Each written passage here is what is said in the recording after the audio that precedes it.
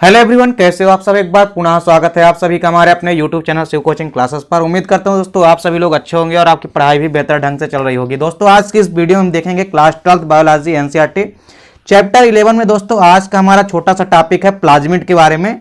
तो आइए सीधे वीडियो को स्टार्ट करते हैं। देखिए प्लाज्मिड की यदि हम बात करें तो प्लाज्मिड बेसिकली होते क्या हैं, तो यह जीवाणुओं में पाए जाने वाले अतिरिक्त गुणसूत्रीय आनुवांशिक पदार्थ होता है। यानी एक प्रकार से यह आनुवांशिक पदार्थ की तरह कार्य करते हैं और ये किसके अंदर पाए जाते हैं, बेसिकली यह जीवाणुओं या बैक्टीरिया के अंदर पाया जाने वाला अतिरिक्त गुणसूत्रीय आनुवांशिक पदार्थ होता है।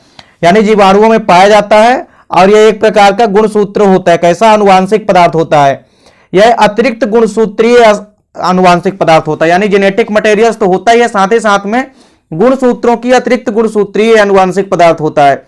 और यदि हम बात करें इसकी साइज की, तो यह मुख्य रूप से जो नॉर्मल गुणसूत्र होता है, तो यह मुख्य या नॉर्मल गुणसूत्र से थोड़ा छोटा होता है। तो प्लाज्मिड बेसिकली होते क्या हैं, जीवाणुओं में पाए जाने वाले अतिरिक्त गुणसूत्रीय आनुवांशिक पदार्थ होते हैं। यानी आनुवांशिक पदार्थ तो होते हैं, लेकिन कैसे होते हैं, गुणसूत्र युक्त होते हैं। तो ये गुणसूत्र युक्त आनुवांशिक पदार्थ होते हैं जो कि मुख्य रूप से गुणसूत्रों से छोटे आकार के होते हैं। वहीं यदि हम बात करें तो देखिए इनमें स्वतः द्विगुणन की क्षमता पाई जाती है। यदि हम प्लाज्मिड की बात करें तो देखिए प्लाज्मिड में स्वतः ही द्विगुणन करने की क्षमता पाई जाती है। यानी इसमें यह क्षमता पाई जाती है कि आपस में इसके स्टैंड जो हैं आपस में द्विगुणित हो जाते हैं या सर्पिलाकार आपस में मिलके हो सकते हैं। और यह प्रायः सभी जीवाणुओं की कोशिकाओं में पाया जाता है। और यह न केवल एक सेल बल्कि यह सभी सेल या सभी जीवाणुओं की कोशिकाओं में पाया जाता है।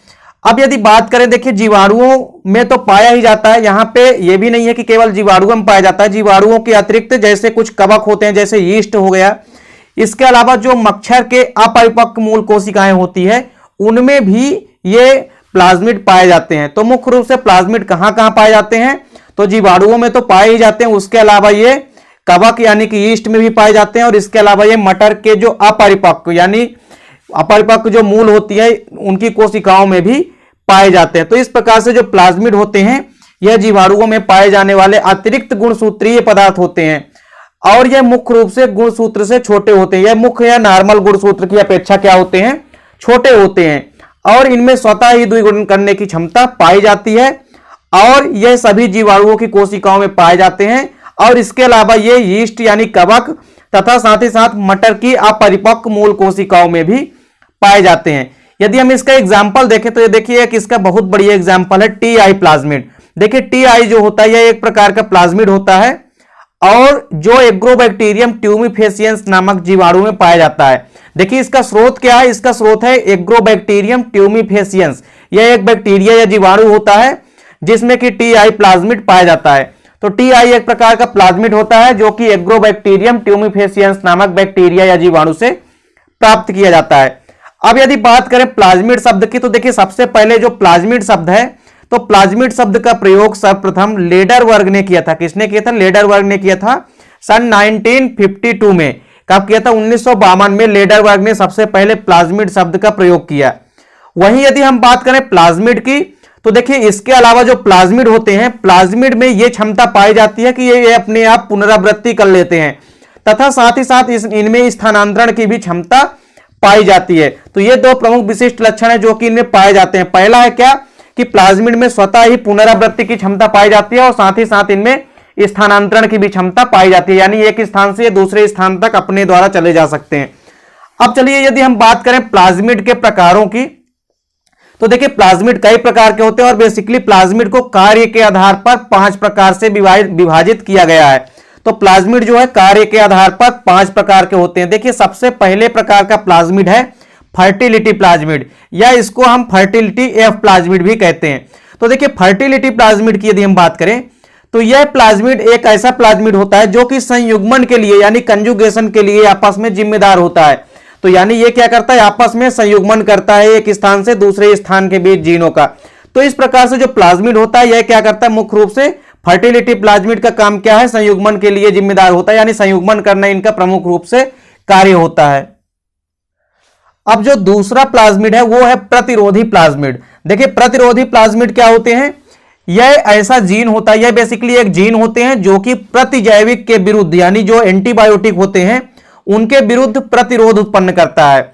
यानी एंटीबायोटिक मान लीजिए कोई यदि कार्य कर रहा है तो उसके बीच में यह व्यवधान उत्पन्न करता है या प्रतिरोध उत्पन्न करता है। तो इस प्रकार के प्लाज्मिड को हम प्रतिरोधी प्लाज्मिड कहते हैं। इसके बाद देखिए अगला है कोल प्लाज्मिड। कोल प्लाज्मिड की यदि हम बात करें तो देखिए इसमें ऐसा जीन होता है, या हम कह सकते हैं इसमें इस प्रकार के जीन पाए जाते हैं जो प्रोटीन को कोड करते हैं। किसको कोड करते हैं? प्रोटीन को कोड करते हैं। और प्रोटीन क्या होती है? तो अमीनो एसिड के पॉलीमर होते हैं। अब देखिए यदि बात करें हम प्रोटीन को तो कोड करते ही हैं जो दूसरे बैक्टीरिया को खत्म करते हैं, और जिन प्रोटीनों को कोड करते हैं वो प्रोटीन दूसरे प्रकार के बैक्टीरिया को भी खत्म करने के लिए जिम्मेदार होते हैं। तो कोल प्लाज्मिड मुख्य रूप से एक प्रकार का जीन होता है जो कि प्रोटीन को कोड करता है, और यही प्रोटीन फिर दूसरे बैक्टीरिया को खत्म करने में सहयोग प्रदान करते हैं। तो इसके बाद देखिए अगला क्या है? अपक्षयी, या इसको हम डिजेनरेटिव प्लाज्मिड भी कहते हैं। तो चौथा प्लाज्मिड है अपक्षयी प्लाज्मिड, या इसको हम डिजेनरेटिव प्लाज्मिड कहते हैं। देखिए यह प्लाज्मिड जो होता है यह अवयवों के पाचन को रोकता है, यानी पाचन की क्रिया को अवयवों में ये रोक देता है, यानी पाचन की क्रिया संपन्न होने में व्यवधान उत्पन्न करता है, इसीलिए इसे डिजेनरेटिव प्लाज्मिड कहते हैं। तो ये था चौथा अपक्षयी या डिजेनरेटिव प्लाज्मिड। चलिए इसके बाद एक लास्ट प्रकार कौन सा? Virulence plasmid. देखिए वायरुलेंस प्लाज्मिड जो है यह जीवाणुओं में रोग कारक बना देता है। यह जीवाणुओं को क्या बना देता है? रोग कारक बना देता है, यानी जीवाणुओं को भी यह रोग कारक बना देता है। तो इस प्रकार से जीवाणुओं के यहां पे प्लाज्मिड के 5 प्रकार हैं, जो कि पहला नंबर कौन सा था? फर्टिलिटी प्लाज्मिड, दूसरा है प्रतिरोधी प्लाज्मिड, तीसरा है कोल प्लाज्मिड, चौथा है अपक्षयी या डिजेनरेटिव प्लाज्मिड, पांचवा है वायरुलेंस प्लाज्मिड। देखिए प्लाज्मिड क्या है? वो प्लाज्मिड के प्रकार जो है ये अक्सर पेपर में पूछा जाने वाला क्वेश्चन है, और ये क्वेश्चन लॉन्ग क्वेश्चन पूछे जाते हैं 5 नंबर के, तो आप इसको अच्छे से तैयार कीजिएगा। उम्मीद करता हूं दोस्तों वीडियो पसंद आई होगी। दोस्तों वीडियो अच्छी लगे तो लाइक और कमेंट कीजिए, साथ ही साथ दोस्तों को भी शेयर कीजिएगा। मिलते हैं दोस्तों नेक्स्ट वीडियो में, तब तक के लिए जय हिंद, वंदे मातरम।